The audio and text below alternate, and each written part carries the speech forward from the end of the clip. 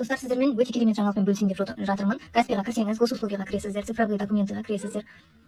Міне осы жерде ең соңында справки деген бар. Справкиге кірсеңіздер, міне пенсионных отчислениях, социальных отчислениях, по выплатам пособий, пенсий деген. Сіздер мысалы қанша пособие алып отырсыздар, қандай жәрдемақы алып отырсыздар, барлығын осы жақтан көре аласыздар. Наркологический, туберкулезный, психоневрологический барлық справканы осы жерден алуға болады. Міне мысалға мен өзімнің пенсионкамды тексеріп көргім келеді. Сонда пенсионный отчислениеге кіресіздер. Қанша уақыт, мысалға 1 жылдық ма, барлық период па, без период деп мысалға тексерсеңіз де болады. 2 сағат күтеміз, одан кейін сообщение болып келеді сонда сіздерге. Одан кейін келесі мысалға пособияны тексеріп көрейік. Пособия мысалға 1 жылдың тексерейік. Міне сізге қанша түсіп отырды, барлығы осы жерде көрініп тұрады. Міне суммасында қанша пенсионыңыз ұсталынды, барлығы осында жазылып тұрады. Жіберген пенсионкаға заявканы уже справкасы келді. Міне перейти справку етеміз. Міне уже қандай пенсион төленді, барлығы көрініп тұрады. Міне осылай керек жерге мысалы WhatsApp-қа жібере салсаңыз да болады өзіңізге мысалға. Міне